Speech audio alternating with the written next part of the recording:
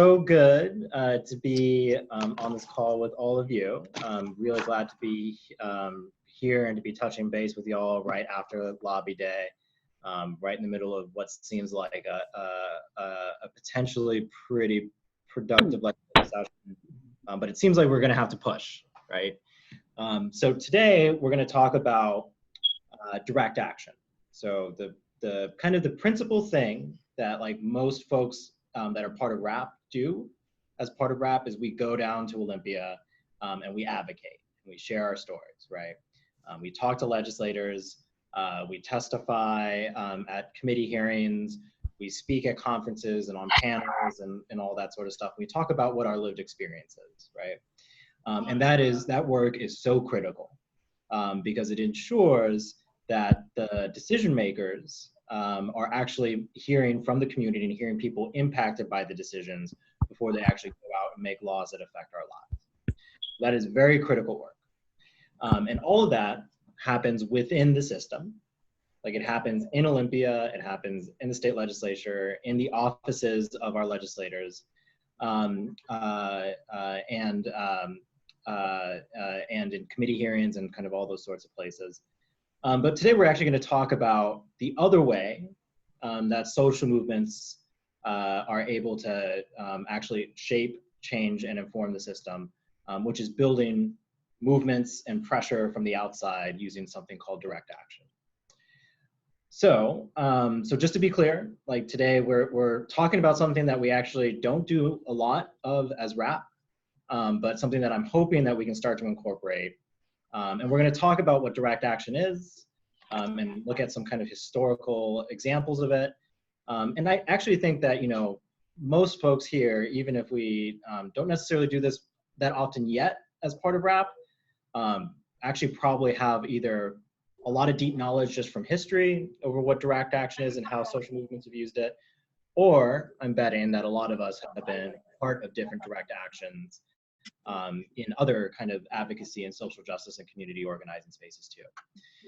So we're going to be adding this kind of new tool to the toolbox and kind of just starting to wrestle with this concept. I'm actually glad that, you know, today we have kind of a smaller crew of people because so that we can really like dive in deep together. And I just want to encourage folks, if you have questions, if you have comments, if there's things that you want to pause and talk more about, if there's things you even disagree with and want to put something else out there for folks, please do. We have all the way until 1 o'clock. I don't think we're going to need the entire time, but if we do want to dive in really deep onto something, we have more time this time. So please feel free to butt in if you need to. I'm going to share my screen here. Give me 1 second. Okay. Present.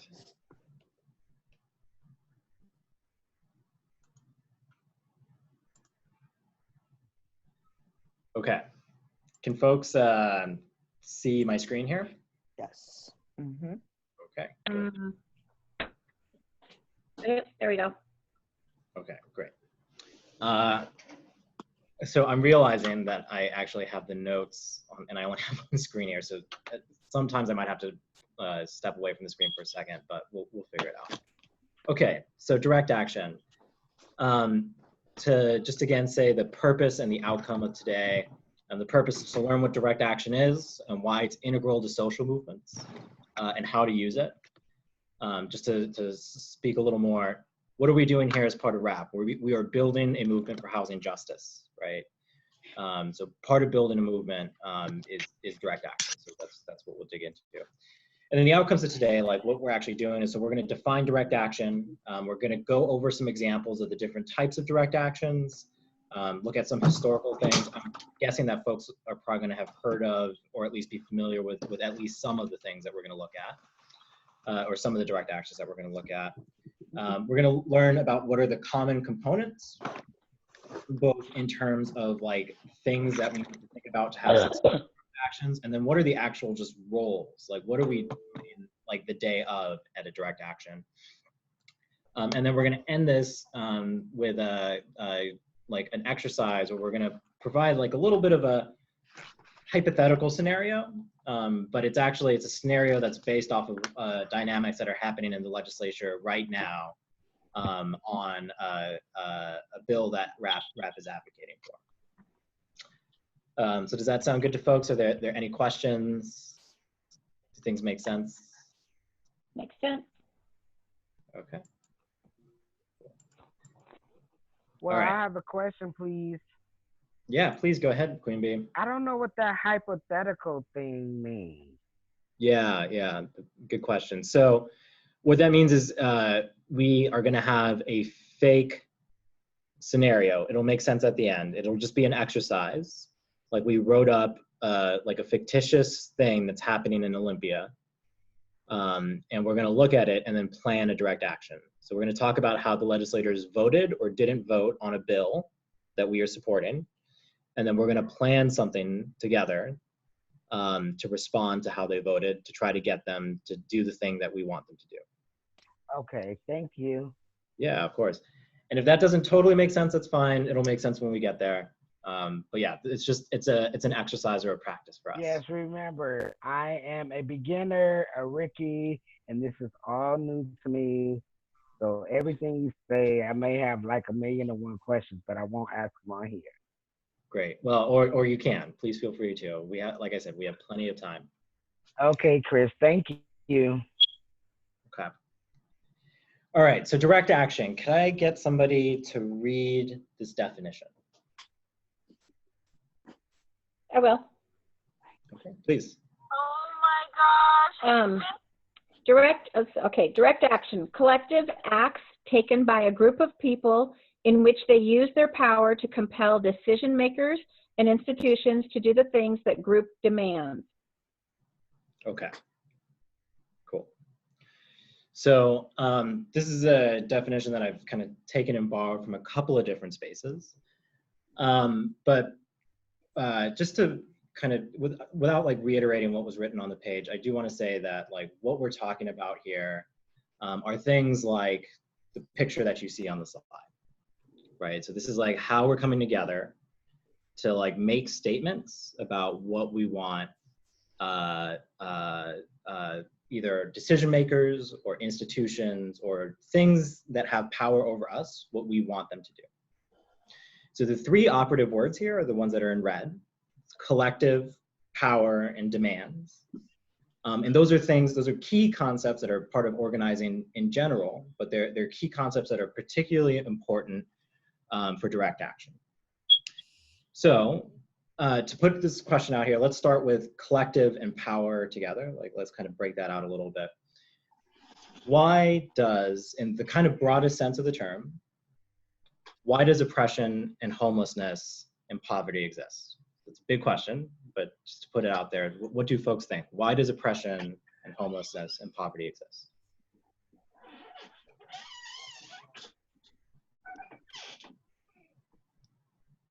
I would think that at least in part due to the use of power by others over those who are viewed as lesser than they are. Yes. And was that Brooke? Yes. Brooke, I think that is absolutely right. So homelessness, housing inequity, poverty, these aren't things that just happen. These are things that are the result of deliberate decisions and deliberate actions on the part of a few people, either the super wealthy or people that, decision makers, landowners, things like that, of a few people that then determine the quality of lives of almost everybody else, right? So the idea in organizing is that in order for us to undo oppression, we have to build enough power where we're actually able to change the systems so it doesn't just favor the super wealthy, it doesn't just favor the heads of corporations and the landowners, but that it actually works for the majority of people, right? To build a just world in which everybody has enough to sorry, so I'm hearing a little bit of background, so that was you. If you could click mute until unless you want to hop in here. But so the basic idea is of organizing is what? How do we build power? Well, can I say something? I don't know if y'all can hear me, but my name is Katie. First time joining in with you guys. So I've actually went through a freedom school. So they talk about the systems that are literally put in place to keep our people fighting this oppression. Like we're constantly still having to fight the oppression. Yeah. But the systems that they put in place is like the juvenile system, like the government, the US government literally puts things. I'm trying to think of a redlining. So redlining is like a big thing. And I feel like the homeless population, a lot of people are homeless because they can't afford to go into the areas that are redlined, that are meant for them because they're low poverty or whatever. I'm sorry, I'm a little nervous. Is that Katie LeBray on the line right now? That sure is. Hey, Kiki. it's so good to hear from you. How are you? I'm good. Let's catch up more after the call, but that was wonderful. Sounds good. Yeah. All right. So Katie, I agree with everything you're saying, and you're doing great. Yes, don't feel nervous. Keep going if you have more to say. Well, basically what I took away from the Freedom School is we need to come together before anything. Like you were talking, we need to get that power. So yes, we definitely need to all come together. We need to figure out exactly what it is that we can pull out, that we could try to change. And we got to just keep doing that until we slowly undo the systems and make it more where everybody is able to be pulled in. Kind of is how I get from this. I was homeless for 2 years. So like, I know exactly, I have lived experience on this. Mm-hmm. Yeah. So. Katie, thank you. That it's nice to meet you, at least in this webinar. I hope to meet you in person soon. I totally agree with everything you said there, that so the place where in social movements where we get our power to undo that institutional and systemic oppression. You're talking about things like the juvenile justice system, the laws that cause segregation, the laws that cause homelessness and housing inequity. The way that we build power on our side is by bringing people together, right? So organizing is the act of bringing people together to build power. Direct action is how we actually wield them, how we actually use, once we get people together, this is the way that outside of advocacy, in addition to advocacy, that we actually express our power to pressure the system to change. So I just want to kind of pause here and see, so this picture is from a rent strike in New York City, I think in the early 20th century. I want to say it's like 1917 or something like that. This is taking place in a European community in Manhattan. And so it's a group of tenants who got together. They were living in slum-like conditions. And so what they decided to do was actually altogether, they stopped paying rent to make the landlord, until the landlord came in and fixed their property, because they didn't want to live in these slum-like conditions, right? So thinking about this, like, how is that an expression of collective power? Like, how do folks see that do folks see that as an expression of collective power?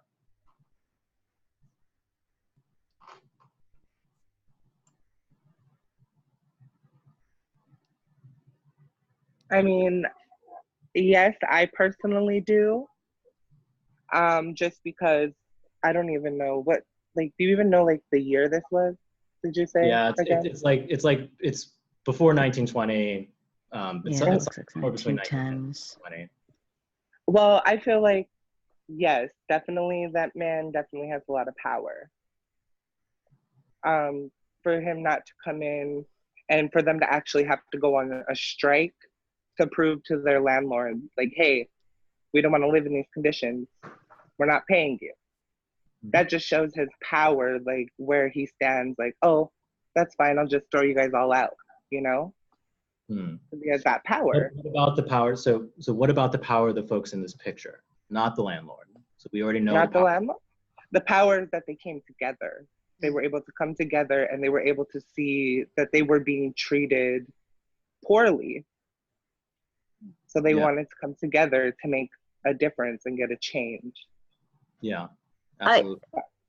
I think too that I mean, obviously I was not alive at that time, and but I think that they had a perspective of, if we all stop paying rent to get what we need and want, what is he going? He's going to lose all that money, and he's going to want that money back.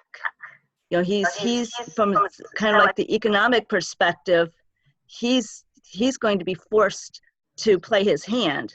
And he could have said, okay, you're all out of here, I'll bring on other people, which would take time. But they really played a really good hand, because they're like, look, you're not getting any money from all of us. Right. And it's going to be your loss unless we get what we want. And I think that they came from it from multiple perspectives, whether they realized it or not. They came at it from different perspectives, not just like one. And it was a really big power play. Right. Absolutely. So Katie and Brooke, I think that's both of those things are exactly right. And then Brooke, to your point on this was compelling the landlord, right? It's like cheaper for the landlord to actually just give in than to evict everybody, right? Have to like fix everything up, and then to try to slowly find new tenants over the next 3, 4, 5 months, right? Yeah. So I think like the key thing here was that they were exercising their power together. They were more powerful together. If one of them decided to stop paying rent, the landlord would probably just evict that person. But when it becomes the whole building, that becomes an entirely different proposition, right? So they were collectivizing their power and standing together to compel something to happen from the landlord. Now, we're not going to necessarily be doing this, like this exact thing, but we're going to look at a bunch of different types of direct actions and the way they play out. I just show this as like one of the early ways that housing justice organizers and activists use direct action and leverages to exercise their power to get what they needed to get at different points in time. In some places, this might be the thing that needs to be done, but just to be clear, this is not necessarily what we're going to do here at RAP, but something that we should be aware of. The other piece with direct action is that there are clear demands, meaning that the thing that somebody wants is stated, it's actionable, and it's something that we can actually like see movement on today. So we'll talk a little bit more about what is a clear demand, and then like some social movements that they do things that look like direct actions, but I wouldn't necessarily characterize as direct actions, simply because they don't have demands. And demands, I think, are a central part of that. So whenever we do this, if ever we do direct action, we always have to be thinking about how do we collectivize our power and what is our demand. Okay, so I'm going to show this video here. I'm going to turn on the sound in a second, but just to kind of set this up. I think, over the course, there had been several kind of constitutional amendments to ban discrimination against like various classes of people over the course of time. Obviously, probably the most famous in our history is banning discrimination against women, and then banning discrimination against people based off of their race and ethnicity. Those are things that were won in either the suffrage movement or the civil rights movement. But there was never like one thing that was is not like commonly taught in schools is that like protected classes like have kind of come in one at a time. Like we haven't ever like comprehensively just banned discrimination against everybody. And over the course of a long time, but really heating up in the late 80s and early 90s, was a fight for the disability rights community to get recognition both in a couple of pieces of key legislation that they needed passed and in constitutional amendments. So this is talking about a direct action that was used on the eve of what was probably the biggest and most historic victory in the American disability rights movement in the last 50 years. So we're going to watch this video and then we're going to have a little bit of discussions about it. So I'm just going to start it, and then if you can hear it, please give me a thumbs up. Let the shameful wall of exclusion finally come tumbling down. God bless you all. With those words, President George Bush signed the Americans with Disabilities Act into law on July 26, 1990, finally giving disabled Americans their first legal guarantee of equal rights in society more than 2 centuries into the history of the nation. Yet, the ADA wasn't given easily. On March 12, 1990, hundreds of disability activists descended on the Capitol to urge Congress to stop stalling on a vote on the ADA. After a day of speeches, over 60 activists abandoned their chairs and began crawling up the 83 stone steps of the Capitol. The sight of paraplegics dragging themselves across each step was fascinating and repelling for many. For many congressmen, the sight was disturbing. They reacted in anger, furious at the visibility of the protesters' disability, and furious because they knew of no other way to react to the sudden unmasking in broad daylight of communities that had for too long been hidden away. Without the initial capacity to cope with or understand the perceived disagreeable sight, the congressman's first instinct was to look away. Yet, the very visibility of the crawl ultimately moved Congress into voting the ADA into law. The Capitol Crawl protest, as an exercise in sociability, demanded human interaction and acknowledgement by manifesting insecurity in a public space. Okay. So, what were folks' reaction to that? That was amazing. I mean, for me, this is the first I've ever heard of this and seen. And I think that that's amazing that people force others out of their comfort zone of complacency and denial and blissful ignorance, and made them realize that, you know, they're real, they exist, and they're just as human as anybody else. Yeah. For me, it showed the power of bringing our voices together and how synergistically we are stronger together than we are individually. Yeah.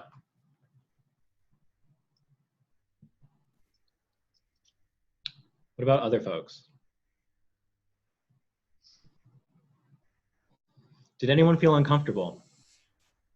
No, I personally did not feel uncomfortable.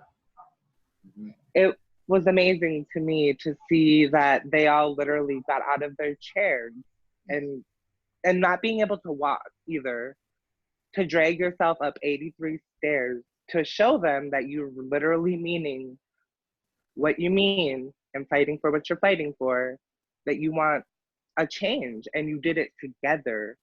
So yeah, I liked it. First time seeing it too. Yeah. Yeah, this is the first time I've seen it too, and I just like the difference between just visualizing what has been invisible and what people are getting away from. So just seeing that difference, and it's so stark. So thank you for sharing. I'd never seen this. Yeah. For me, there was like an emotional response when the first time you showed this to me of like, one, like, why didn't I know about this collective, like these people coming together and the essential role that they played in getting this policy passed?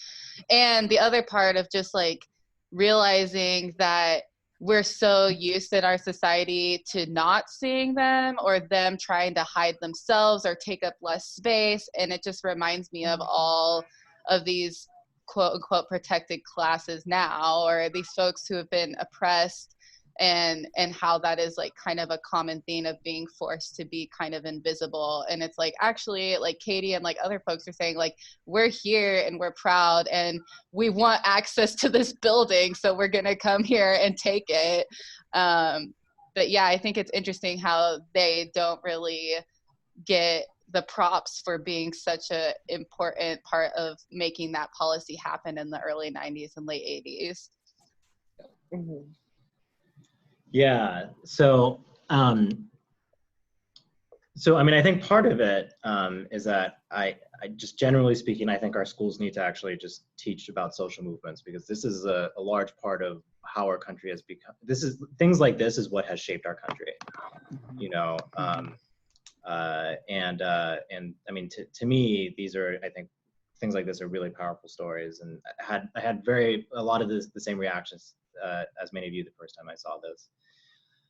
You know, to be honest, I did feel uncomfortable watching this, and I felt ashamed that people in our communities, and particularly people that need extra care, are having to do things like this to basically demand their humanity and their dignity.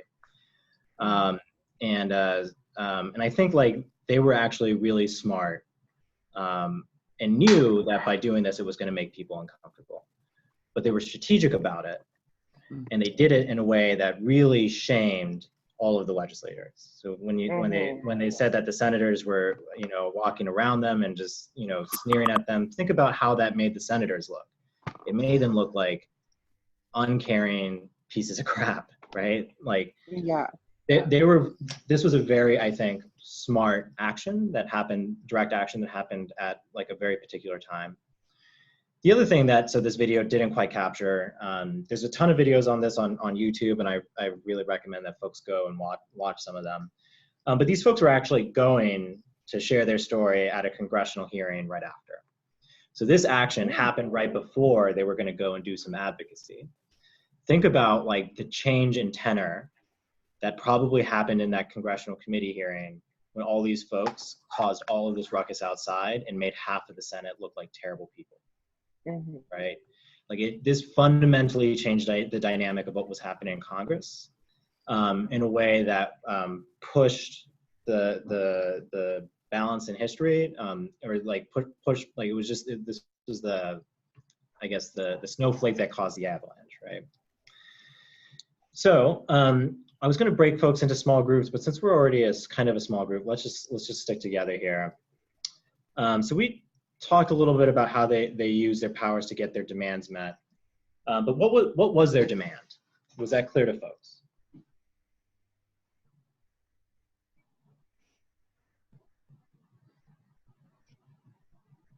Oh wait, sorry, we're talking about whose demand? The activist demand or the 5 minutes available? I can just pop right Yep, over. the activists and the organizers. Yep, that's right. Right. Also an insider who said, oh, yeah, you need to deal with this, like this was going on. So, so did that with me. Sure. Yeah, if someone who I hear like someone talking on the phone with someone else, if you could just temporarily mute yourself, I would really appreciate that. Sorry, that's probably me. I'll be right back. So sorry. No worries. How do I mute? Here, So what were the activists and organizers' demands here? coming together, I feel, was a demand, and coming together to be activists, to fight for a human right, you know, it's a human right to me. That's what I feel like the demand was, being able to come together as a group and not just as an individual. But I could be wrong. So they did come together as a group, but they were demanding something specific for Congress to do. What was that demand? Listen to them. It was a little more than listen. Like they wanted them to do something. What did they want them to do? And sorry, I just want to keep pushing here. Sign the ADA. Yes. Sign the ADA. Exactly. Bill. Yes. So this is an important point, and one that you're going to hear me hammer home a couple of times. In this action, it was very clear that they wanted Congress to do this one thing. They wanted them to sign the American with Disabilities Act, right? So good direct actions are tied to clear, specific demands. It's not just make the world better for people with disabilities. It's pass this law that will have this meaningful effect on my life, right? Like, so they're two different things, and it's just really important that as we're thinking about our own direct actions, that we are always thinking in kind of these specific terms. So their target was obviously Congress, right? They were trying to get Congress to do the vote. But yeah, to me, this is one of those powerful actions, and one that I think we should keep revisiting and talking to people about, and thinking about how we can take the lessons learned from that. So some examples of direct actions. So these are just kind of the different ways. So that one was, somewhere between, it was a creative sort of a march, but like it was a kind of a disruptive action. Other ones are boycotts, pickets, sometimes sit-ins, right? We saw a lot of sit-ins in the civil rights movement, particularly in the desegregation fights, petition deliveries, disruptions of political speeches, fundraisers, board meetings, et cetera, et cetera. Does anybody there in the Seattle area remember when Amazon's board meeting got disrupted? I don't know if I was here. Yeah. So, well, in any event, I can talk a little bit about that later, but disruptions in key ways can actually be really good direct actions. Banner drops, and then kind of the plethora of like creative or artistic things that like get messages across out in public. So these are just some examples. It's not a comprehensive list. Are there other types of direct actions that folks have been a part of or know of that we should talk about here? I feel like a freedom school is a direct action because you're bringing people in together to organize together. So Freedom School is definitely like a community organizing thing. But I think that's a little more about like building community and doing stuff and like doing an internal education with ourselves. You're right. I think direct actions probably come out of Freedom Schools. Yes, that's probably what I was trying to get at. Thank you. Yeah. I just know like the first thing that comes to my mind is with the like women's march that like happens every year, but it started like mostly with the 2016 election here in Seattle. That's the one I went to, and there was hundreds of thousands of people maybe even there.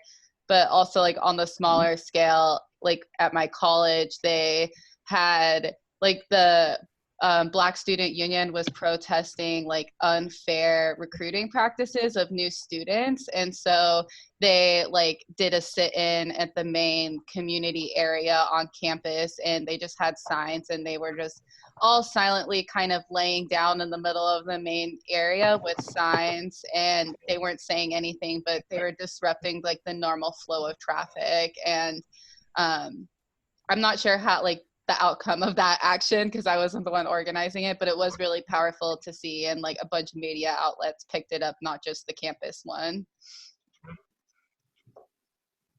Kiki, I'm glad you brought up the Women's March. I'm going to come back to that at some point, but yeah, very good. Okay, so all direct actions must have 3 common elements. Okay, so the first is, and again, beating this one home, is a clear set of demands that are actionable. The second is a target that we are trying to move. The third is it's part of a larger strategy in our campaign that is both disruptive and escalates in nature. Okay, so we're going to go through kind of each of these. So we've already talked a little bit about why actionable demands are important. But just to pose a question out there, which is a better demand? Pass the bill to ban no-cause evictions, or end homelessness? Pass the bill. Okay. And Mindy, why? Because to say end homelessness is it seems insurmountable, and it doesn't have any clear direct action. Yeah. There's just so many different options. Yeah. Yeah, 100%. It's not that we're against ending homelessness as RAP. but it's because we actually have to break this down into chunks that we can actually win, right? And if we win and we win and we win, eventually we do end homelessness. But it's a hard thing to really like have an organizing campaign with a demand around. So who here remembers Occupy Wall Street? I hope most folks do, whether or not we. What was Occupy Wall Street's demand?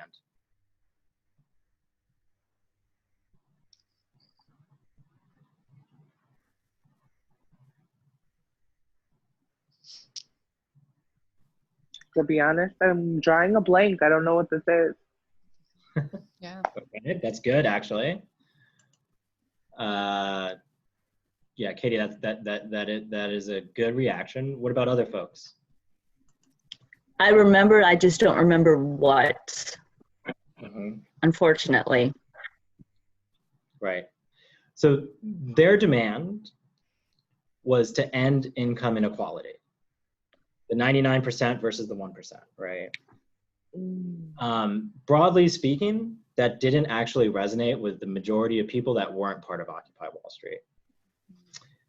If you ask me, I think this was actually a poor demand because it just sounded so insurmountable. And eventually, the longer that it went on, if folks remembered on the news, particularly on the more conservative news channels like Fox, the main critique was, we don't know what they're fighting for. We don't know what they want, right? If we aren't careful, those same critiques will be levied against us if our demands aren't clear, right? So it's not that Occupy Wall Street was a bad movement. Actually, on the contrary, I think it did an immense amount of good. It really changed the debate around the role of the banks in the foreclosure crisis. There were actually a lot of good organizing efforts that shooted out of Occupy Wall Street, and a lot of good laws that passed. But at least the initial movement didn't quite have the focus of having a concrete or clear demand. I would actually characterize most of what was happening in Occupy Wall Street, not necessarily as a direct action in the way that we're talking about it here, but more as a kind of a movement moment of resistance, right? So I feel like it's a little bit of a different thing. It is important in its own right, and it changed the debate and it activated and engaged a lot of people. But I wouldn't necessarily say these were direct actions because there wasn't a clearly articulated demand. There wasn't one thing that Congress or the banks or whomever could do. In a similar way, and actually with less of a critique, I don't feel very strongly about the bad thing, but I wouldn't necessarily characterize the Women's March as a direct action. I would characterize it as a broad expression of resistance against Trump and against sexism and masculinity. Something that was very to that. Through which like a lot of organizing and direct actions sprouted out of, but I don't think the march itself, I think is part of a social movement for sure, but I don't think the march itself is necessarily a direct action in the way we talk about it. I have a question for you. Please. Chris, is your name Chris? Yep. Yes. All right, Chris. So I don't know if you guys were in with the news, but the Trump administration, sorry, I don't even know what I'm thinking of right now, sent this bill basically banning or making it okay to discriminate against LGBTQ plus workers in the workplace. And the Congress actually has that right now and they get to vote on that. I don't know when it's supposed to be voted on. But with that, I was having a good conversation with somebody. It's about, it has to go, in order for that to even work, he would have to change where you can discriminate in the workplace against anybody based on their sex. Like male, female, is what I was told, but I don't know. So I felt like I had a question. And I have to leave soon, so I just wanted to ask the question, just in case I missed them. Anything important? Katie, is your question about more information about what's happening right now with that bill? No, like if I wanted to come together and we get a demand, you said, because I have to have a good demand, what am I fighting for, type of thing. That's what I'm trying to get at. Like, if I want to do my own thing, what do I do? Yeah. Well, I mean, with that, I think your direct action, your demand would be very obvious, which is vote no on that bill. Kill it, right? Yeah. You would have to figure out who your targets are, like who you want to actually give that message to. And then work your way backwards from there. Uh-huh. And also, like, as a newer member of the Resident Action Project, I know some of our other members would be super interested in that. So let's chat more. We do focus a lot on state policy, but things like that happen at the federal level, like I remember learning about that years ago, and it's still something that we like impacting our folks and our communities, and that is still showing up at the state level. So I'm really interested, Katie, and excited to hear you wanting to organize stuff around that. So just feel free to tap into the rest of your Resident Action Project community, or reach out to me after this to learn more. And I know you have to head out soon, so we should connect anyways. Yes, definitely. I actually have to go now at noon because I have an appointment I have to get ready for. It was good getting to sit in with you guys and learn. I will be back again for sure. Great. Great. So nice to meet you. So nice to meet all of you. Have a wonderful day. You too. You too. Bye. Bye. Hi, Katie. Bye, Katie. Okay, so who recognizes this picture? Who recognizes that picture? Martin Luther King. Yep. Okay. So this is the Montgomery bus boycott, right? So we all know the story. Rosa Parks didn't move, let it down. Shortly thereafter, there was a massive boycott where the Black community in Montgomery just basically refused to pay or use the bus until the bus company agreed to desegregate and to take that rule away.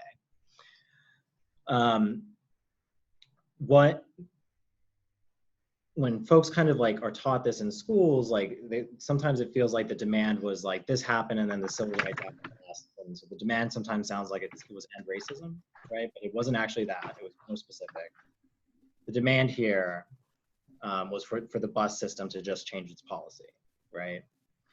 So to go back to like Mindy, your kind of thing of like we need to have these kind of smaller chunks. This was like an example of like folks deliberately and strategically picking a fight to desegregate buses that was part of a broader kind of set of civil rights campaigns that ultimately resulted in a national bill. But in this moment, this direct action was really actually just focused on something that in the grand scheme of things seemed actually relatively small, which is just who gets to sit where on the bus in one little city. But it was part of a much bigger movement, right?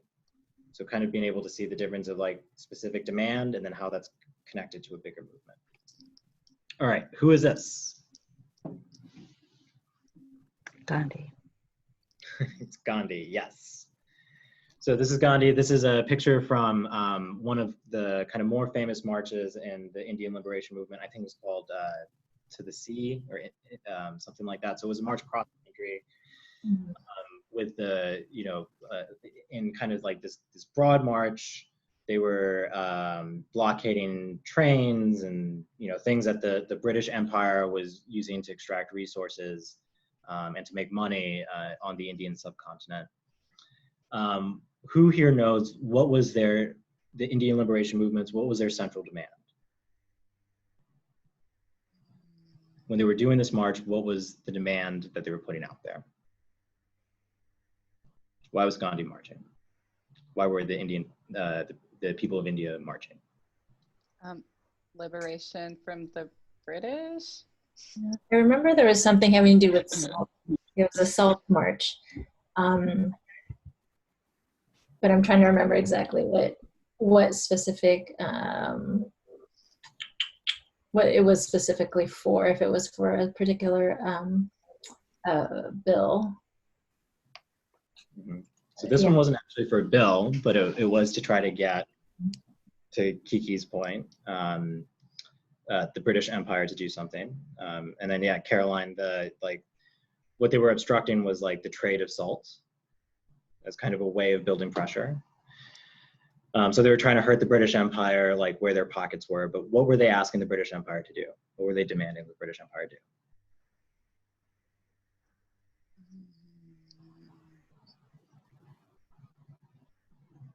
Not sure. Does anyone want to take a guess? Their citizenship as outside of the British colony? Close. They were trying to get Britain to leave. They wanted their independence. They were like, "We've had enough of you. You're taking all our money. You're oppressing the hell out of us. Get out of our country. Like, stop. Like, this colonial relationship doesn't work." So the ways that they were doing that was by trying to clog up the way that the British Empire made money through things like the Salt March. But the central demand was get out. We want independence. Stop exploiting us, right? So this is like their demand was clear and concise, and it was a demand that they had over and over and over again. And every direct action, this march included, this march being one of the bigger ones, all tied into that clear thing of grant us independence. We don't want to be a British colony anymore, right? So my point with, this Montgomery bus boycott, this is a very specific demand for what in the grand scheme of things was a very particular and kind of small fight in a much larger movement. This was a demand where the whole movement had this one thing that they wanted to happen, and they were just pushing towards that thing. Right. Okay, so the direct action related to the demand. So this is the second piece. It must have a target, meaning that the direct action must be putting that demand on something or somebody to change, to make a decision or to do something, right? In RAP, who are our targets? Who are, generally speaking, are the targets that we focus on? Lawmakers. Yes, exactly, lawmakers, right. So in kind of legislative and state legislative advocacy and organizing, getting the state legislature to pass bills, or to oppose bills, or to invest money in the Housing Trust Fund, or to do whatever the variety of things that we need the government to do, we are typically targeting either the legislature as a whole or specific legislators who are on the fence, or the governor, or this person or that person. But generally speaking, the target is legislators, whether it's the whole, or one or two, or kind of just depending on what the particular campaign is. What about for a group of workers who are fighting for a good union contract? Who is their target? Head management of the company. Yeah, the company's owners, right? Like the people that have the power to decide whether they have a job or not, or give them a raise or not. So those are their targets, right?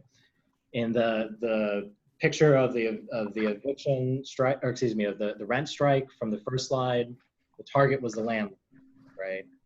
So targets change depending on what the campaign is, but every good direct action has some target that they're trying to move, right? In the instance of the Indian Liberation Movement, the target was the British Empire, so that was like a big target, right? But again, in the Montgomery bus boycott, it was a bus company.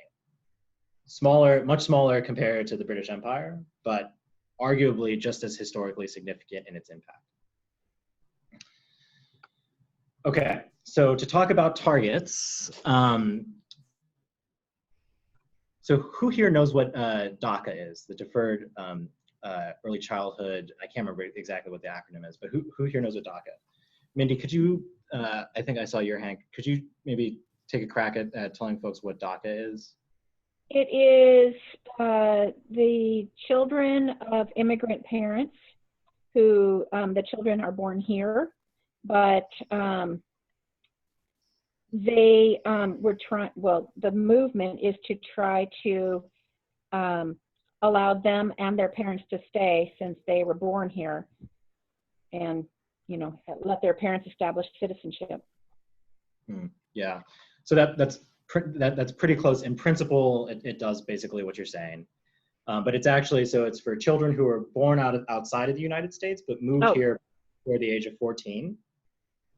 But for all intents and purposes, you know, if you move here at the age of 3 and you grow up in the United States, you go to American schools, you learn English. Many folks don't even speak the language of the country their parents came from. You know, even if you were born in that other country, you're more or less an American, right? So DACA was an executive order. It's a program that allows a path for residency and then eventually a path for citizenship for folks that are in this category to stay in the country rather than deporting them, which is a big waste of time and money and definitely a cruel thing to do. So this is a little bit of the story of how this was passed, of how DACA came to be. So if folks remember, the Obama administration, Obama did many, many great things, right? Like he did the Affordable Care Act, a lot of other good things. But actually, the Obama administration was arguably just as bad, if not worse, than the Trump administration for undocumented immigrants.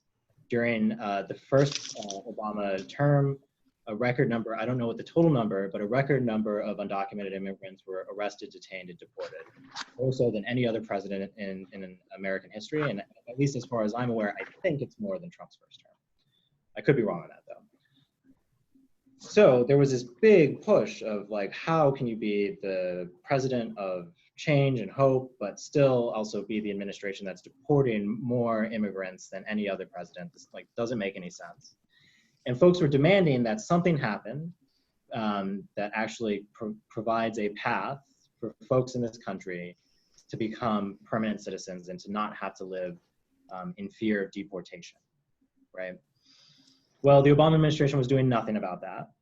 And then 2012 starts to come around and Obama's running for re-election. So what happened was a bunch of these youth all across the country, including in Washington state, decided to hold a series of coordinated sit-ins at Obama campaign offices, demanding that the Obama administration do something about it. And so what we have here is a couple of these sit-ins. I mean, there were at least a dozen and a half of these happening across the country. Fun fact, in the bottom corner, if you see in the background, there's a guy in a white shirt right above one of the protesters who's doing the sit-in. That guy actually works at Community Change, so he's one of my coworkers. But this like built a lot of pressure on Obama, who was and is kind of like the preeminent progressive candidate, and definitely the most significant candidate for racial equity, most significant president for racial equity as the first Black president in history. So it built up a lot of pressure. And Obama responded by passing DACA as an executive order in the absence of Congress doing anything. Now, is DACA comprehensive immigration reform? No. Are we still faced with a lot of the same issues and are we still fighting against a lot of the same things? Absolutely. But this was seen as the first major milestone that allowed some path to permanent residency, at least for children that grew up in the United States. So when you're looking at these actions, who is the target? Government. Government. It's a little more. Well, it's a little more specific than that. Obama. Obama. Yes. The target is specifically one person. It's not Congress. Like they gave up trying to pressure Congress because they were like, Congress is not going to do anything. They haven't been doing anything at this point. They didn't have the political will to do it in Congress. So they found the point of leverage, which was Obama needed to get reelected and did not want to be tainted as the president who deported the most people. So this was a very smart series of direct actions with a very, very clear target. It was the president. They shifted from Congress to just focusing on the president. Cool. Okay, third piece. So it must be part of a strategy that is both disruptive and escalates. So let's kind of like, I guess, break those into two pieces. So first is why disruptive? Why does being disruptive matter? Why is that important? Because it grabs attention. It grabs attention, yeah, absolutely. Brooke, Mr. B, Queen B, Caroline, Kiki? It shows that people actually have a voice and they're going to use it. They're going to put it out there and not be stopped from their voice being heard. Yeah, absolutely.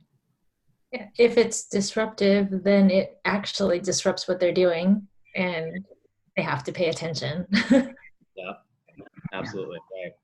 In the case of the Indian liberation movement, right, like the disruption was, we're not gonna let you make money off of the salt. In the case of the Obama administration, it was, we're gonna shut your offices down and you're not gonna be able to campaign, right? Because it shuts down business as usual. And then why is this important for us? Like what does this mean like for like our kind of motivation and identity within the movement? Like why is it important for us to be the disruptors? We're the experts in the experience. We're the ones that have lived through it. So we're like the best position to like make other people know what that feels like. Yeah, absolutely. I think too, to go along with Kiki, not only do we bring our expertise of lived experience, but we also bring that authenticity. And so when people are out there, you know, getting their voices heard, it's more of a, we're not just someone who wants to feel good about what we're doing. We need and want to be heard to make this change, because we know. And so that authenticity brings it up another level, I think. Yep, absolutely. I think the other element here is, as you know, many of us have experienced homelessness. Almost all of us have experienced housing instability, struggle to make ends meet. In the current power structure, and when we're not organized and we're not doing direct action, we're actually kind of powerless, right? Organizing, and particularly organizing and then wielding power through direct action, is about us claiming power on our terms, right? This is like both like a strategic thing we do as part of our campaigns, but this is actually a transformative experience for oppressed peoples to no longer be passive victims of oppression, but to actually be active fighters against it. I just want to kind of talk about a couple of different disruptive things. So this, who knows who this is? Chavez? Yep, this is Cesar Chavez in the front. So Cesar Chavez, for folks who don't know, was one of the leaders in the United Farm Workers Union, which led a series of worker strikes for migrant laborers, mostly Latino and Filipino, in California. I believe this was this in the 50s, I think, 60s, maybe some more. Yeah. So this particular picture was, there was a bargaining contract that was, that the UFW was trying to get a contract for better working conditions on the grape farms. And grape farming in California, but anywhere, is really, really difficult work, because it happens in really, really hot places. Grapes are really, really close to the ground. And it's just backbreaking, very, very difficult labor. Well, when the grape company didn't want to actually sign that contract, one of the things that the workers did was they decided to organize a boycott. So they went outside of grocery stores all over the country and they handed out flyers saying, "Don't buy these grapes." So what was the disruption here? How did that disrupt things for the grape company? Oh, they lost money. They're losing money. They're losing business, because, you know, if they're not getting that money, they're not making their profits, and so it's going to push them into, you know, that position of having to make a choice again, like with the renters. Yeah, absolutely. Yes, 100%. So very similar to the renters. This is probably, at least in the agricultural labor movement, probably the most famous boycott probably in the last 100 years, but I'm sure there's been plenty of others that have been successful too. But yeah, so this is one good disruptive strategy. So the Moms for Housing, So this is actually something that just happened. I know I've been mostly talking about things that happened in the 20s and the 50s and the 60s, but this is something that happened last month, right? They're commenting on our wrapped tweets. Yeah, yeah. When I posted from Monday, I posted a bunch of pictures from HAD and said, this is what advocacy looks like. And they commented, no, advocacy looks like taking over a home and getting, yeah, so very familiar with them. Sure. So I would say this is not advocacy. Right. Direct action. But both of those things need to happen. I think they're different things. But Mindy, so it seems like you know a little bit about what was happening. Could you, I guess, tell a little bit of the story of whatever you know, and I'll try to fill in. Yeah, there was a group of moms, I think 4 or 5 of them actually broke into a house that was owned by a corporation that was sitting empty, and they occupied it. And they stayed with their demands, and they were all over media in California and Oakland. And it wasn't until they were literally arrested and taken out that the public kind of got involved as well. And to my knowledge, I think this house now is being donated to one of the nonprofit organizations down there. Mm-hmm. Yeah. So that's absolutely right. I guess the little bit of extra context that folks probably know, but Oakland is one of the fastest gentrifying cities. For most of the last 100 years, it's been a majority Black city. Now as a Bay Area, and the rest of the nation for that matter, is going through an affordability crisis. Oakland is one of the epicenters where communities that have historically been there for generations are struggling to make ends meet. So that makes it all the more ridiculous that some private corporation can sit on an empty house when moms who are trying to just like raise a family and be in the community that they grew up in can't find a place to live, right? So the disruption here was, we're not gonna let you, we're just actually gonna intervene and occupy this home and take it over, right? And make a statement. So this is actually being donated, maybe donated isn't the right word, right? Because they didn't really give it out of the goodness of their hearts. But it's being sold because of the pressure that was built by these 4 moms, to a community land trust, which is a way of collective ownership for the folks that are going to live there. So this is even better than just like rental housing or affordable housing. This is like housing that like gets to community ownership so that people can generationally stay in a property. And the other thing is, just looking at these pictures, isn't it pretty clear what their demand is? Like with the banners and all this sort of stuff. I just think this is a beautiful thing that happened in Oakland, and so proud and of these people and the bravery that they had. And I hope that we can be thinking about how to do this in Washington too. Yeah. Okay, escalation. So so I talked a little bit about disruption, but the other piece of direct action is that they must escalate. So when you think of a direct action, it's like kind of one thing that happens over the course of a bigger campaign, right? And so typically in a campaign, you're going to want a lot of advocacy and a lot of direct actions that are happening at the same time, and a lot of other things too. But like, you want like multiple direct actions, multiple advocacy things. You want to meet with legislators many times. You want to do many different marches and protests and whatever. But for direct action, it's an important thing that organizing campaigns, that each direct action escalates both in its size and its scale for a couple of important reasons. So first, well, I guess let me just, before I kind of give any of the reasons, like why might it be important to start small for the first couple of things and then to grow in size, scale, and intensity? Like, why is it important to start small and then get bigger as we go? To build buy-in and to build momentum, I would think. Yep. Build buy-in, build momentum. Mr. B, I know you're on mute there. Any thoughts? Okay. Mindy, Caroline, Kiki. I'm sorry about that, man. I've been trying to get rid of an appointment at the doctor's office right now. But what was you saying?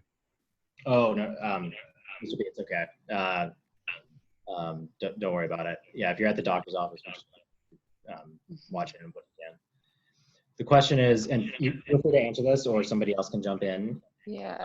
Like the first. Okay. Go ahead, Kiki. Sorry. Like for me, I'm thinking like in order to do like something like, you know, a protest or a boycott, you have to organize the people first. And in order to do that, you have to, you know, like Brooke was saying, like build a base and actually have people to organize, maybe. Yep, build a base, have people to organize, right? So like you need time to like grow your ranks. So that's I would say one of 3 reasons for me for sure. What might be some other reasons? Sometimes I feel like when things are small, you just feel that community feeling. You just have more of those connections with the people that are closest to you, or you're bringing in other people who are fighting for the same things. And it's just like that, having that growth come from there is influential for those people, and that that smaller group can then start to build on their leadership skills as well as while they're growing. Yeah, the element of leadership development and like getting comfortable with it and building trust with the other folks is an important part for sure. Yeah, I mean, the whole thing of like need to be able to walk before you run is definitely holds true in organizing for sure, right? Any other thoughts?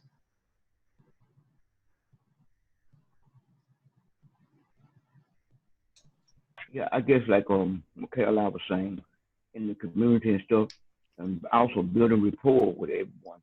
Once you build rapport with everyone and you have that community, it's like because I've been doing with for a while, and my representative like me, I built rapport with them. So even though a small group, they you know, depend on me now, depend on their stuff and everything, right? And if they know if you're there, you know what I'm saying, they could depend on you, they could see it getting done, and you're telling them, and they can have more authority, more sense of awareness when you're doing stuff like that. Right. Yeah, absolutely.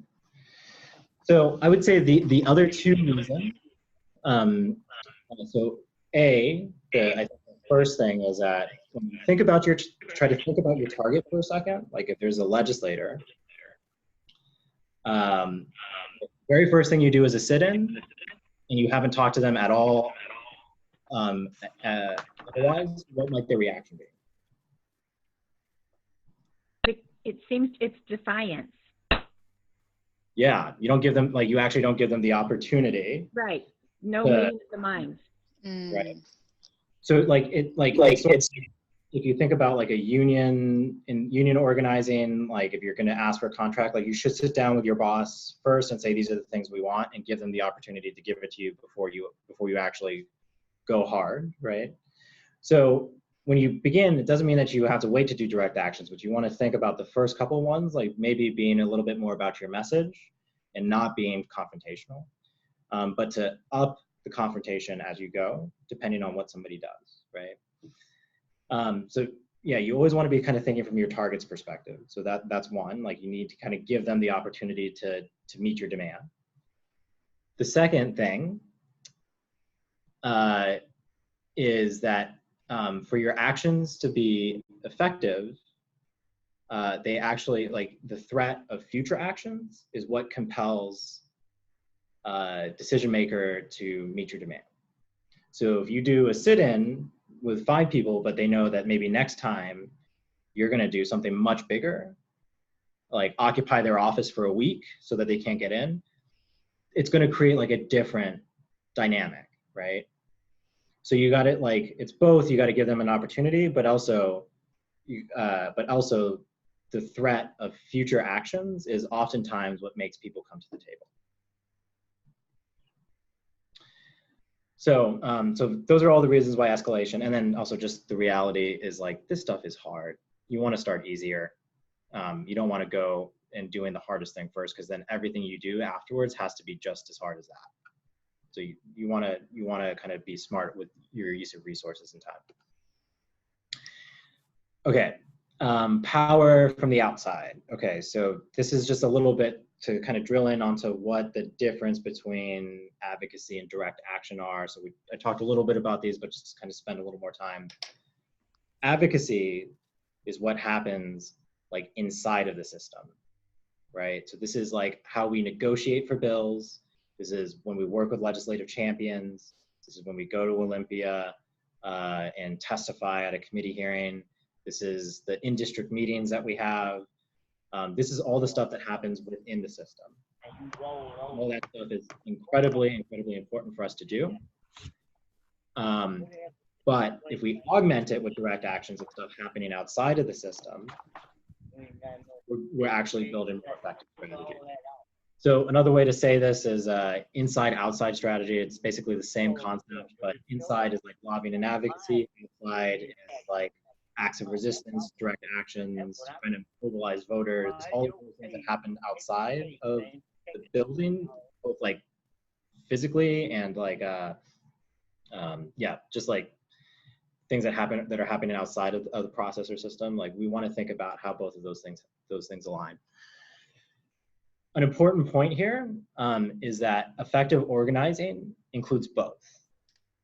So the rabble rousers that are just on the outside but have no inside strategy are not actually passing laws. And if they're not changing the system, it's not that what they're doing is worthless, but it's not as effective as it could be.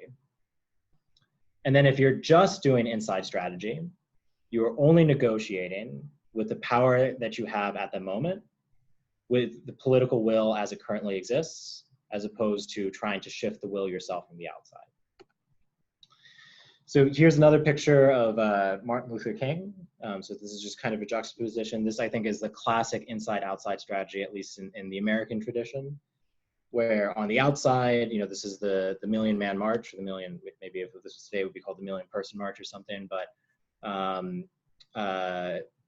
no, actually, I'm sorry, this is the UAW March in Memphis. But so like, this is like, there was a lot of outside stuff that occurred as part of the civil rights movement. At the same time, who is Martin Luther King sitting with on the right side of the screen? Does anybody recognize? Up last night. Eisenhower. No, after JFK. Yep. You're both close. I mean, you both got it basically. It's President. It's President Lyndon B. Johnson, right? There you go. LBJ. Yeah. Now, could that meeting on the inside have happened without the work on the outside? Probably not, right? Would the work on the outside have amounted to the systemic change without that work on the inside? Probably not. Both things needed to happen. So again, since we're only a couple of folks, I'm just gonna ask these questions. So who has experience doing inside strategies and what kind? And then the same question for outside. So thinking about like your experiences, who has experience doing inside strategies? I sat with a senator for 2 hours. Oh wait, real quick. Hey Queen Bee, I think you accidentally are off of mute real quick. Thank you. So inside strategy. Inside strategy, I sat with a senator in her office and had the opportunity to really have one-on-one discussion about how certain policies were affecting tenants, how it personally affected me, how it led to my homelessness. And then outside of that, RAP went and did Action Advocacy Day down in Olympia, where we went to all of the lawmakers' offices with specific asks regarding that particular bill. And we got pressure from her colleagues, in addition to, we contacted media. And so in the end, the bill got passed and became law. So it was both inside and outside. Yeah. I kind of would characterize lobby days as somewhere as like a hybrid. I think it's like half inside, half outside. I think it depends, but it's like we're going there and we have, here's I guess what I would say is if something is scheduled and we have scheduled appointments to meet with legislators, I will put that a little more on the inside strategy side. But lobby days are where probably like the biggest grassroots lobbying and like effect that we have on the legislature as RAP and as the Housing Alliance happen. And this wasn't a lobby day. This was a particular 6 of us went down and did a specific action. Oh, is this like the shovel action? Mm-hmm. Yeah.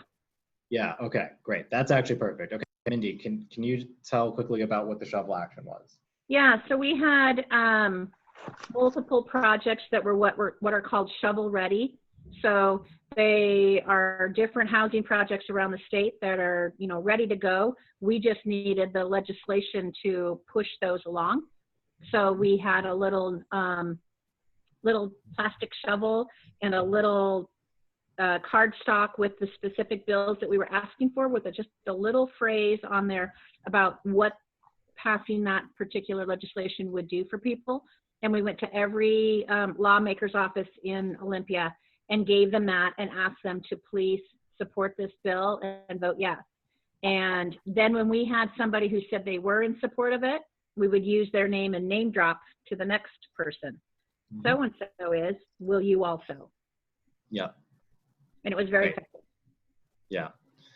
And I actually think like to the next question of what are the ways that outside strategies can complement inside strategies, this is like, that's basically a perfect example of one of those ways.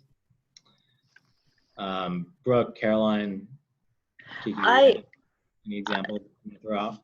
For me, I'd never really done anything direct until just recently. Going up to Olympia on Monday was probably my very first experience with anything like that. And I actually shared my experience. From 2012 to 2017, I was going to school full time. And I went back to school so I wouldn't be homeless anymore. And when it's all my student loans, I paid every semester, I paid 3 months ahead for my rent and all my bills. And I did that for like 4 or 5 semesters. One semester comes around and they decide to evict me, my landlord, for no reason. I would be late the first month, like a week or 2 because of refunds, but they already knew that. And then I would pay ahead. Well, this was semester they came around and they refused to work with me and they evicted me. Didn't give me a reason. They knew I was going to pay ahead. Went through the court and everything. This is all back in Ohio, but I still use the experience out here to help with the bill for just cause. And then the other bill, so when people can move back in to get, to become housed, they didn't have all of these fees all at once to pay up front. They could do it in a monthly payment. So I talked about those 2 bills. And it was really interesting because we met with 2 aides and 1 actual representative. And they were all so different. And just the experience for me was really empowering in so many ways, because I kind of got a glimpse into the political process. Yeah. But it was also, I carried that with me now, because now I'm wanting to start, I don't know, a movement maybe, but I wanted with unhoused people. And I had this idea that I'm working on. And so this is helping me to kind of see all of the different perspectives. And this is really, thank you for this. Yeah. This is awesome. But yeah, I mean, so that's my experience with it, like more directly from my personal, And it's been an eye opener for me, because this is powerful. This is really powerful stuff. Brooke, thank you, and thank you for sharing your story with the legislators. That kind of like inside advocacy, like, I mean, you were saying you were getting a glimpse of the political process. I actually think that you just became part of the political process through that, which is important, and that's like a large part of why we organize and do the work that we do. Okay. I think for me, like, I haven't had as much experience on the outside strategies and inside strategies, or at least I didn't realize when I was participating if it was linked to this larger strategy.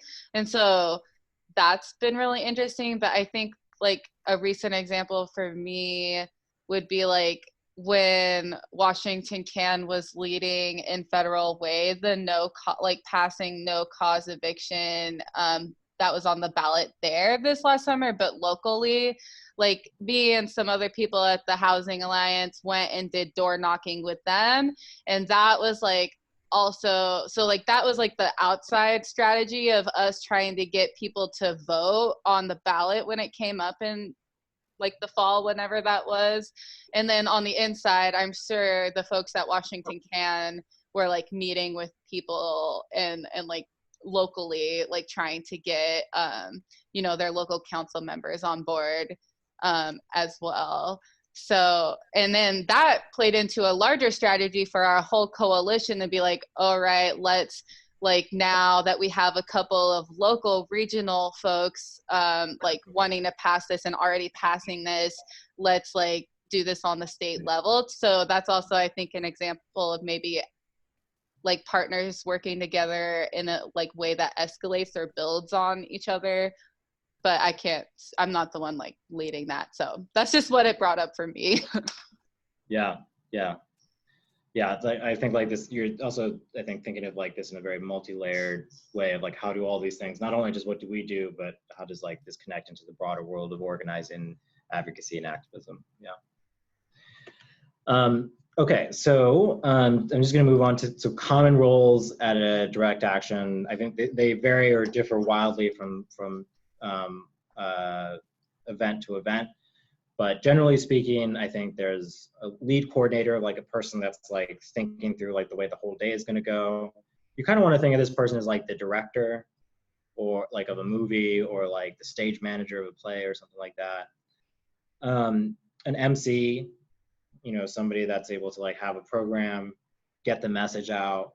This is typically like the main person that you see with the bullhorn. Messengers and spokespeople, so these would be folks that are sharing their stories or folks that are representing other organizations that are supporting the thing that the direct action is trying to do. Chant leaders, so the reason why I would just have this as a separate thing than an MC or spokespeople, because they can chant, everybody should chant, but the reason why I would have it as separate is that it's really easy to lose your voice. It only takes, you know, 10 or 15 minutes of like really loud yelling and you don't have it.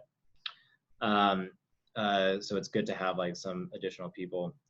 And just as a tip, whoever is doing the direct action, or excuse me, whoever is doing the chanting should practice beforehand and to really try to do it in rhythm. I can't tell you how much it just hurts when somebody has a phone and they don't understand rhythm and nobody else can follow the chant. Right. So just to say, that's probably like the 2 or 3 things that like when I see go wrong at a direct action, that's probably one of the 2 or 3 top things. So a peacekeeper, so this is basically somebody that's there and is like able to negotiate or navigate, like particularly if things get tense or whatever, you know, like if you're doing like a direct action that's targeting a particular legislator and they have some staff that might yell at you. I once had a state senator's husband come out and try to like yell and throw stuff at us, and so it was just like helpful to have a person there that can like de-escalate, deal with the situation. A police or security liaison. You know, most direct actions don't result in people getting arrested. I would say like probably that should happen very, very rarely. You know, I mean, like if we're doing direct actions very regularly, maybe once every year, a couple years, not be a regular thing. But even if there's not planned civil disobedience or planned arrests, like we should still have somebody that's there that can talk to the police or security if they come and try to move us. The main thing you don't want to happen is to have the police go and talk to the MC, because the minute that they do, that stops the protest, right? So you want to have a person that's there and is able to do that. You want to have a media contact, somebody that's on the lookout for reporters, that can bring the reporters to the spokespeople, that can make sure the reporters are getting the right messaging and can understand what's going on. And then you want to have just kind of like a whole bunch of other things. People to think about transportation. It's really important that if you have folks that are, wheelchairs or walkers or have other mobility issues, that you have some people that are just there and paying attention to their needs and able to help them out. Translators, interpreters, if people are bringing children, maybe childcare if the children don't want to participate in it. Think about like kind of all those other sorts of things. At the end of the day, direct action is basically event planning, right? Like it's event planning with like a little more yelling and a little more fun, but like at the end of the day, like a lot of it feels pretty similar to what we already do for lobby days, pretty similar to what we already do for the RAP Summit. It just has a slightly different expression once we actually get there, but the lead up to it looks almost identical. Okay, so I think I'm gonna, actually, Kiki, I'm going to turn it over to you, but I'm gonna share my screen again, sorry. All right, so can y'all hear me okay? Okay, great, you're pulling that up. If y'all don't have access to a screen right now, or you can't see Chris's screen, I'm just gonna pop into the messages that I sent you earlier and send this to y'all so you can follow along. But now is the time to actually put all this awesome knowledge that Chris and the folks at Community Change shared with us today into some actions, or in applying it to a hypothetical situation. So I'm gonna send this to you right now. That way y'all have it. All right, so now let me pull my screen back up. So we're going to suspend all disbelief for the next few moments, although you won't have to try very hard because the scenario we've chosen is actually really current and something we've worked on in the past. But I'm going to read this to you now, but let me know if you have any clarifying questions. So everyone deserves a place to live and a second chance. And here at RAP, we're supporting a bill that's being led by the Washington State Reentry Council to remove barriers formerly incarcerated folks face when searching for a house, for a home.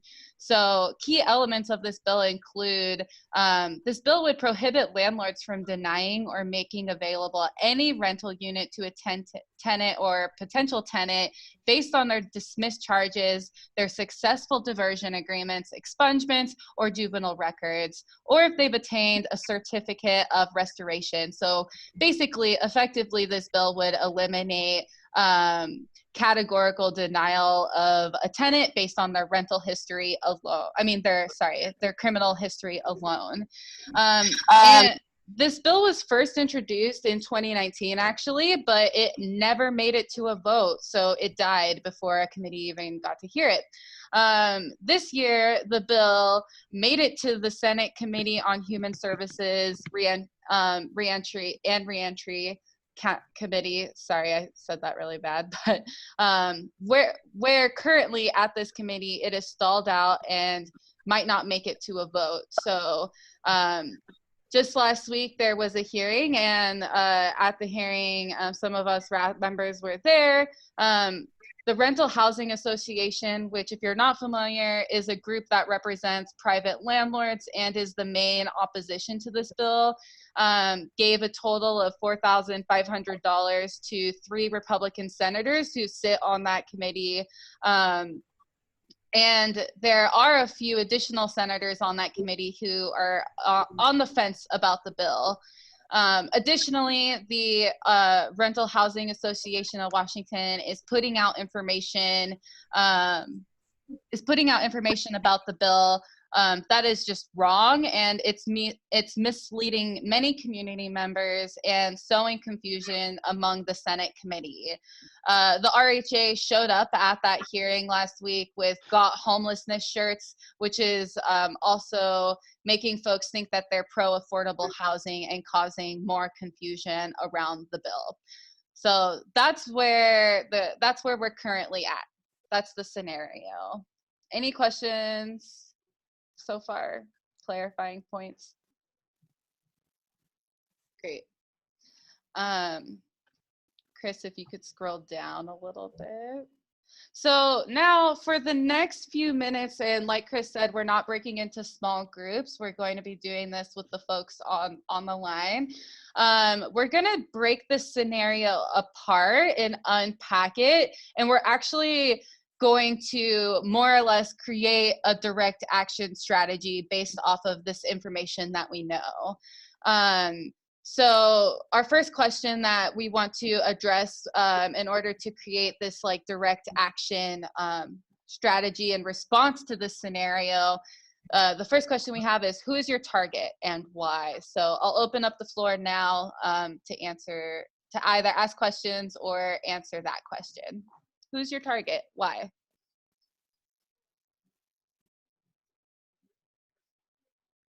Would that be the legislators that we're trying to get to pass the bill?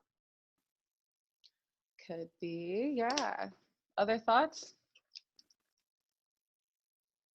Landlords Association. Mm-hmm. All right. Other thoughts or folks that want to chime in either agreement or questions? It sounds like this scenario said that it is stalled in the Senate Committee on Human Services, is it end reentry? And so I'm thinking the people who are on that Senate committee. Yeah.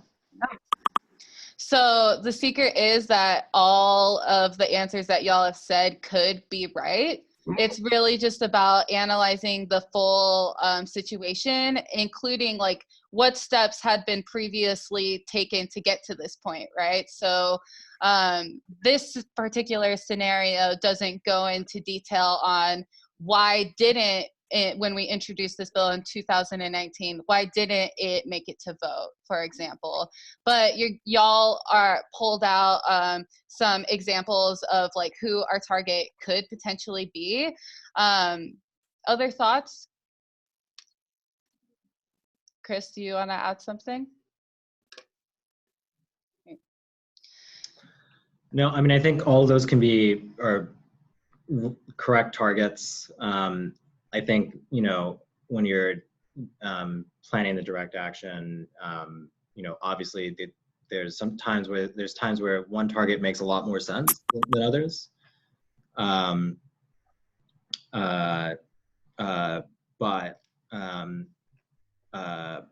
oftentimes when we're like doing an analysis and trying to plan, like it seems like there's multiple people we can actually focus our energy on. And so here, it could be the Rental Housing Association, could be the Republican senators, it could be the senators that are kind of more on the fence. It just really depends on what you think is most strategic.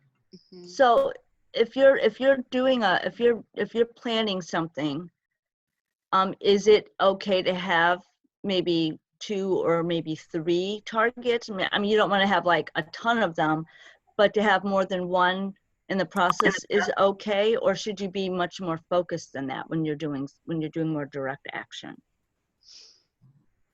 Brooke, I think that's a great question. I'm curious, before I kind of give my opinions on that, if other folks have reactions to that.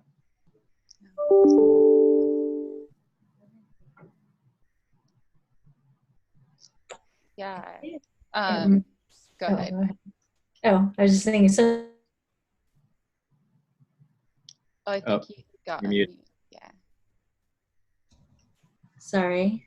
So sometimes it might depend on the capacity of the group, how much they can do and what that looks like. So say maybe if it's those few that are on the fence, but you're doing the same kind of work, but just for 3 different people, that might not be too bad. But then if you're doing like one whole big group and then another group and they're like in different areas of the state or something, or something else is happening, then it might be dependent on what you're able to do and what your relationships are, like who you have relationships with too.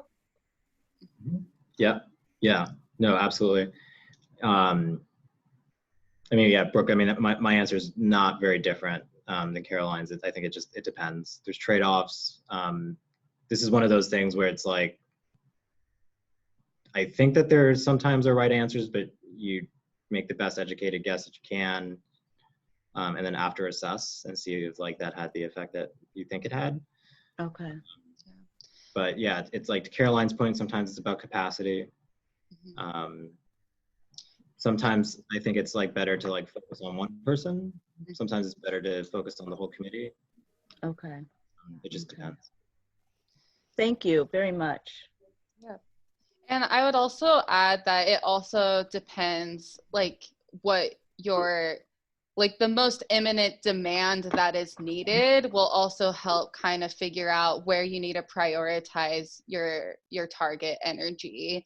And so with this particular scenario, like what we can kind of fold that question into our next question, which is what is the demand? So what are some of y'all's thoughts on what potential demands that we could ask any of the targets that you brought up? And then if you could also mention when you're saying what is the demand, who the target would be in that scenario as well.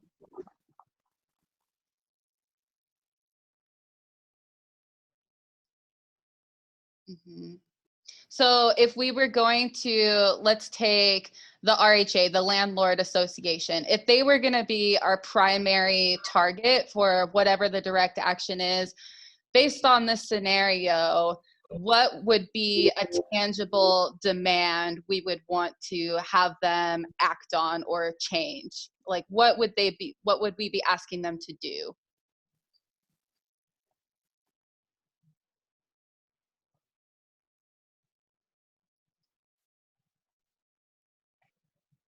Would it be something like stop confusing everybody? Yeah, that could be exactly one thing that we might do. So like Caroline, what's coming to your mind? Like how would we apply that pressure around letting them know to stop fooling people? To be supportive. Yeah. Was that Queen Bee? Oh, hey. Yes. Thanks. Yeah.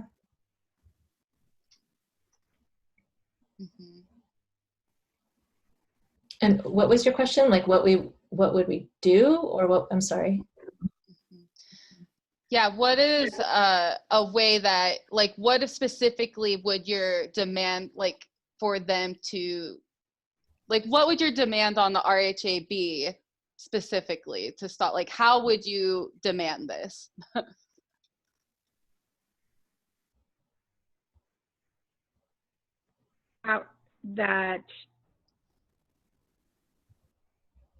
That they will have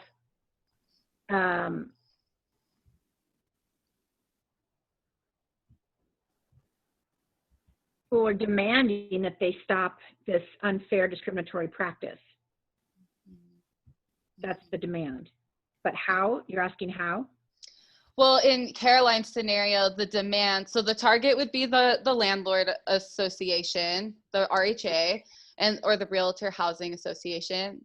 And then the demand would be to tell them to stop misleading our community, right? So what is one way that we would actually demand that?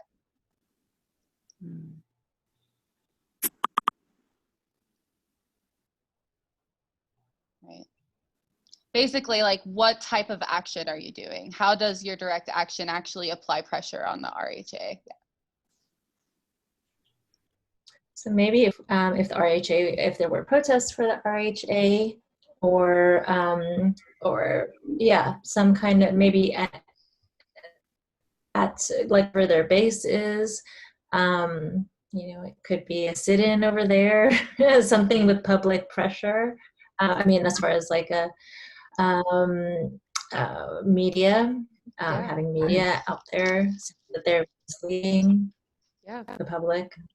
Could, because they're creating confusion and with intent, maybe is there a way that we could call them out to like, what do you mean by got housing, you know, or like kind of like pull them in to really like put their mouth, you know, where their actions are, or you know what I mean? It's like get them to state more clearly what they mean by that, and then act on that from there. Yeah, so what I heard in both what you're saying and what Caroline was mentioning is that this is like something that we would want to bring to the public, right? We would want to put them in a position where they have to like explain and slash or like brings to light that this is happening, that there are like lies, and like what those lies tangibly are, about the bill that we're trying to get passed, right? So, you know, just I think some like other thoughts here too. And just to say, folks, in a second, so we can keep going even though we're over time. Totally fine. But in a second, I just have to get up and leave this room because I actually didn't book it for longer than 2 hours. So I'm just gonna turn off my video for a sec, but I'll still be here. But yeah, so I mean, you could do like a protest or whatever outside of their office. You could, but you could hand out flyers to a bunch of legislators that like make the case that like, hey, just so you know, the RHA is lying. You should ask them to stop lying. The RHA is also a membership organization, right? Landlords all over the state pay dues and are part of RHA's membership. Maybe we could get our members to call their landlords and say, hey, just FYI, if you're part of the RHA, they're lying right now in Olympia. So that's like another point to leverage, is like actually just going after their membership. Or we could hold a press conference and go through like all the reasons why they lied, and then like then the reporters would follow up with the RHA and ask them why are they lying.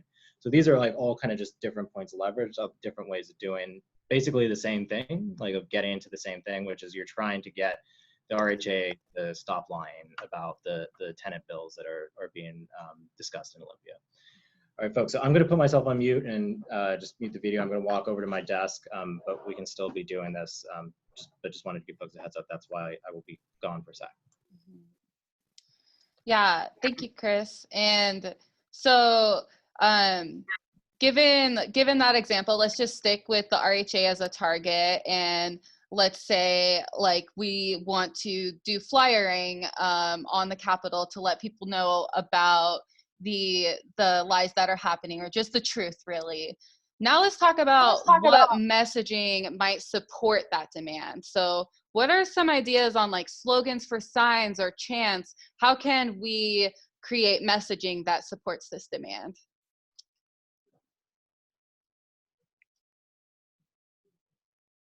Or what are some examples of maybe some strategies for messaging?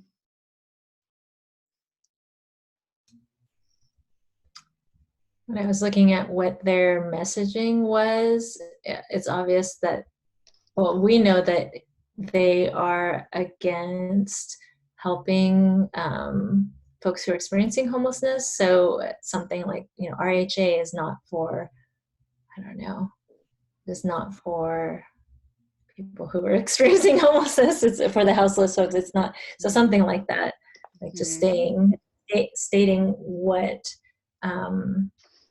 something with not too many words. Yeah. I was helping to support the Swedish healthcare workers strike weeks ago. And one of their big slogans that we used all over social media was putting people over profits. Yeah. And housing is healthcare. Yeah. And what sticks out to me about both of those slogans is that in both of those, it's stating a value, right? It's saying like, yes, let's put the people over the profit. So not only is it saying like what we and what our community should be valuing, but it is also demonstrating that, you know, these folks are for profit right now. So it does accomplish like what like Caroline was referring to as well. Also, I just love that slogan, people over profit, right? Oh, I just used it again in a tweet. Yeah. Yeah. So like some examples of stuff that we have used in the past was like hashtag housing justice. Yeah, and the RHA is the Rental Housing Association. They are the landlord lobby group. Thanks for that question, Queen Bee. So in this scenario, yeah, so basically, I think both of those things that Caroline and Mindy, you were saying could work, right? You want to show like the value that we do stand for, but you also, in this particular instant, want to demonstrate like how our values are being violated right now, right? Like right now, the full truth isn't being told about this bill. It's misleading folks. But we also need to be careful in our messaging that we're not just repeating what the opponent's messages are. So like if their messaging is, I don't know, I can't think of anything off the top of my head from their messaging specifically, but you just want to be careful that we are, like was said at the beginning of this, that we are the ones like claiming the narrative and making sure that the conversations that are being happened are happening about the things that we want them to be on, if that makes sense. Well, I'll say yes, definitely. And I'll say that there is a group of legislators in Olympia that, my senator being one of them, that when they do Twitter town halls, or even when they're doing individual messaging about anything that has to do with people, they're using the hashtag putting people first. Mm-hmm. Yep. And it's constantly tying together all of their different actions or their different points of view in their legislation. So maybe if we just, you know, add that to whatever actions we're doing, whatever social media we're doing, so it connects them back to, yes, if you really are going to put people first and put your money where your mouth is, this is putting people first. Getting people housed or keeping people housed is putting people first. Exactly. Yeah. Yeah, and some other things that we might want to play around with are like this idea of opportunity, right? Like in the United States, it's well known that like this idea, whether it's true or not, of the American dream and having opportunity and a second chance, like those are all things that we have said we valued in this community. And so we could use like a message or a hashtag or something that is related to that, like putting people first, that's great. Or, you know, like second chances, like hashtag housing justice. In Seattle, we used one, hashtag ban the box. Those were all very targeted towards our lawmakers. And so as we're looking towards like flyering around the RHA and this very specific demand to get them to stop lying, it's like hashtag putting people first. And then in the flyer, we could explain how like the RHA and other folks are not putting people first. And it also gives us the opportunity to like state what the bill actually does, which, you know, may or may not be as public. So we are over time, so I will just continue on with this last question. Let's stick with this example. Let's just like what are some of the roles that we would need if we were gonna do some like flyering and like picketing of the RHA?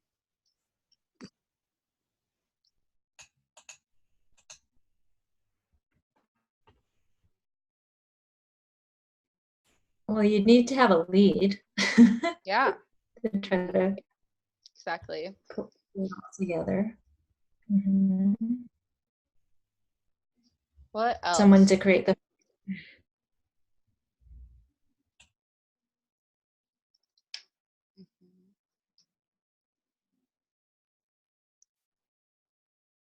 All right, other things? Like if we're visualizing this, like imagine there's like 20 of us down at the Capitol and we're all there, we all have our signs. At this point, the lead may have, or someone created a flyer, we have those all printed off. Like what would all of the roles be to really make this a public show of action?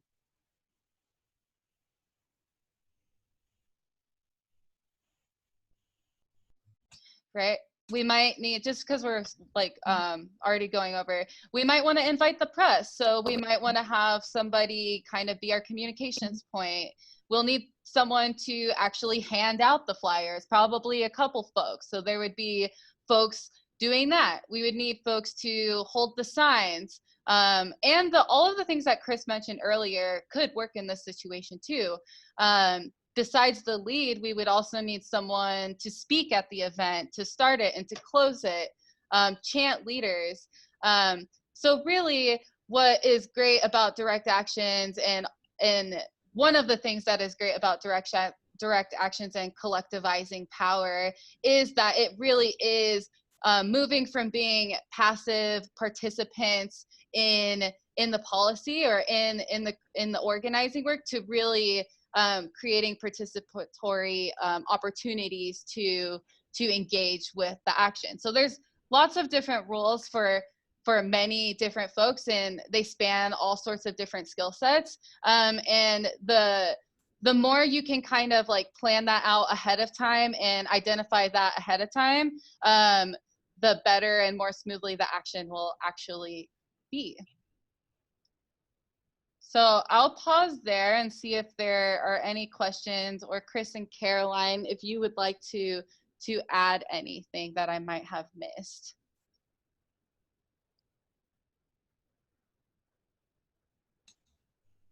No, I think it was great that most folks have now been to HAD, and so that they could see what some of that organization looked like, and what the rally looked like and the different parts to that. And so there's we've got some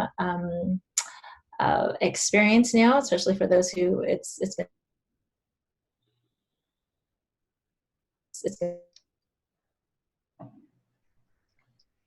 Caroline, I think it's cutting out a little bit. The last thing I heard is good that folks have some experience now. Oh, yes, sorry.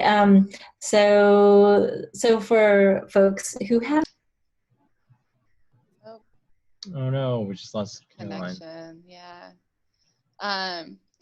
Yeah, so I can't speak for Caroline. When she joins again, we can make space for her, but it is great that you all have like this experience of action and have something to compare it to now.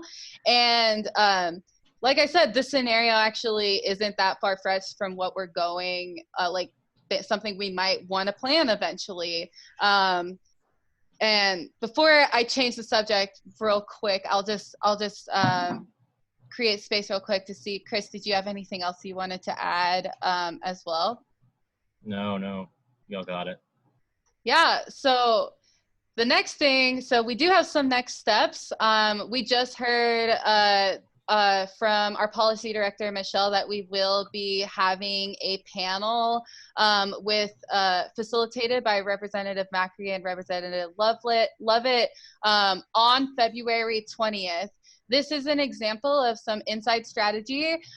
So we are looking for folks who are interested in being on that panel and sharing their experiences of either housing instability, living in affordable housing, letting our legislator know and lawmaker know why we need them to prioritize housing, and specifically invest in the Housing Trust Fund and pass some of these other laws that you all are becoming familiar with after HAD, and really prioritize. So we're looking for folks to share, we're looking for folks with very diverse, different perspectives from each other to really show our lawmakers that there isn't just one narrative on what works to get out of houselessness or what we need to get out of housing instability or just to have a stable home. So if you're interested on that, or if you're just not, I could see, cool. Let's talk more. Okay. The other really cool thing is if you don't want to be on the panel, Chris, Caroline, and I, we're all going to be there. We're planning an outside strategy event to happen exactly after that. It's going to be a combination of like a flyering event that we actually have some signs. And so even if you don't want to be on the panel, please, we'd love to have you there. It's Thursday, February 20th.